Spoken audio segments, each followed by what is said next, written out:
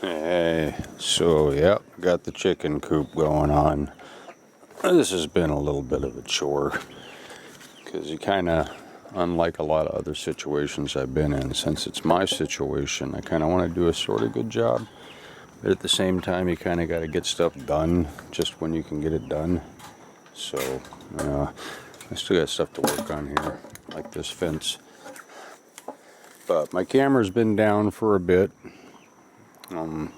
This thing's been having a hard time reading memory cards, and my GoPro croaked. And the one that I got off of Amazon, you had to buy external mics for it, all this stuff. I said, oh no, not doing that. So these little girls are getting to be like almost regular sized chickens already. Look at that, huh? Hi, baby.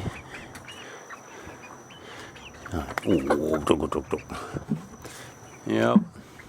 I know they're hungry for a little scratch. Got to go down to town tomorrow and get these girls all taken care of. But there you go. There you are, ladies. Oh, goodness. Yeah, pretty good birds. I got the, what are commonly called Easter eggers, Araucana mix, kind of high crossbreeds. There's other ones in here too. They're not all the same ones. She just kind of gave me a big mix of chickens, like old Blackie right there. Now she doesn't really have fluff on her face. Actually, a few of these don't have fluff on their face. Yeah, so it's just putting the coop together.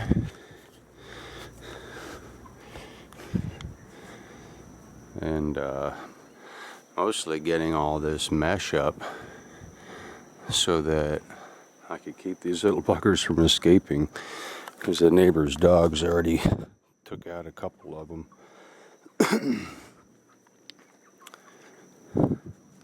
And I got to get all this cardamom out of here.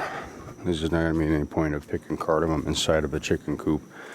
It'd be kind of gross. But yeah, that's going to change. And probably in time, maybe more girls, but I'm already kind of thinking about moving this whole operation out to the corner of the property because, chickens stink. And, the air turns just right and kind of smell like you're on a farm or something. And, that's all right and all, but shoots, might just end up moving them or making the next coop on the other side of the property.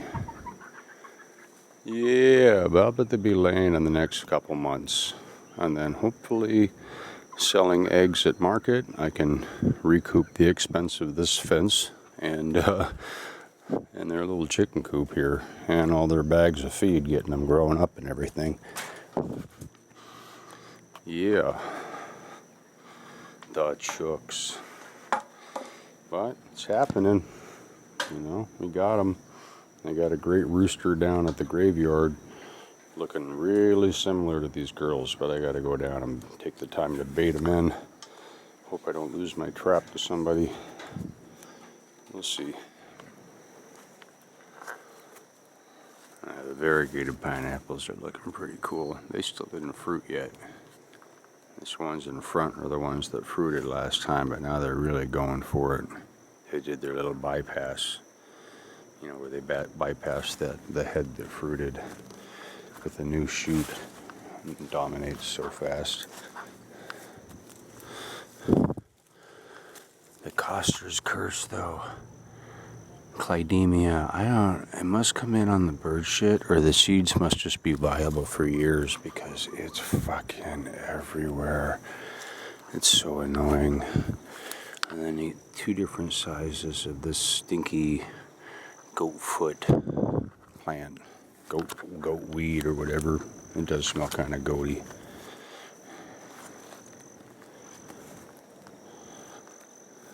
Wow.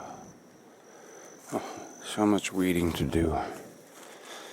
And a lot of weeding compromise because, as certain things are showing kind of an aggressive dominance, I have to make decisions about whether I just say, okay, well, I guess that'll be a ground cover and not something I pull anymore.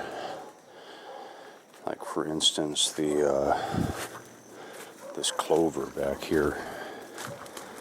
It's starting to get going in some spots. And you see, like, it's a good ground cover. It's not running up anything. And unlike the Sesbania, it's not putting little hitchhikers out to have to worry about.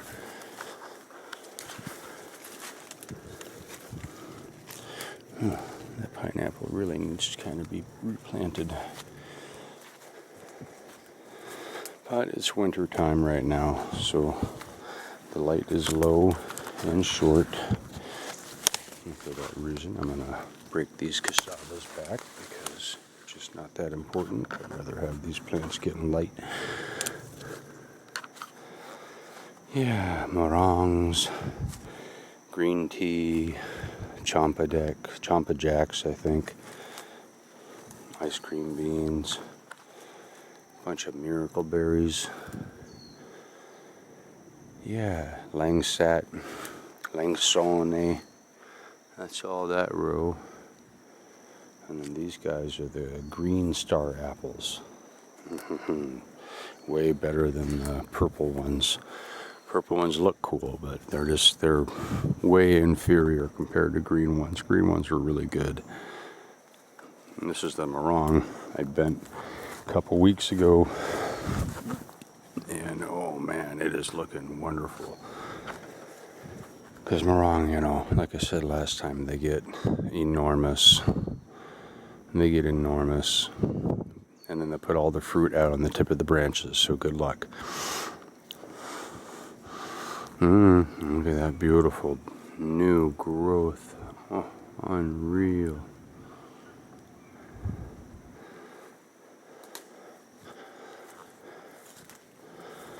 And this old school version of challah that we got from the west side, because it always comes out really blonde, almost just albino. It greens out a little bit eventually there, but man, these things have been so white. And yeah, look at that ulu. Unbelievable. I think I'll get fruit next year. And the LA over there is fruiting. And I don't want to get near the bees, man. Those little bitches are seriously defensive right now. I don't think there's any honey flow at all. And if I get too close to them, they're going to tap me. I got bumped in the head the other day just pulling weeds, and I wasn't even near them. Oh yeah, and then all my chat starts are doing real good. I have a hedge of that stuff. Oh, I can smell the bees. Anyway, that's how the yard's looking. Katuk's so crazy. I have chopping it back and dropping it. It's gonna be fine. The entire ground cover here is a katuk. I mean, it's a blessing and a curse. I always had a hard time growing this stuff. And then here, it's a, oh my God, it's a weed now. Totally a weed. Although, as I mentioned before, these little berries, when they're young, they haven't set yet, they're so good. They're so good. Oh yeah, what a jungle.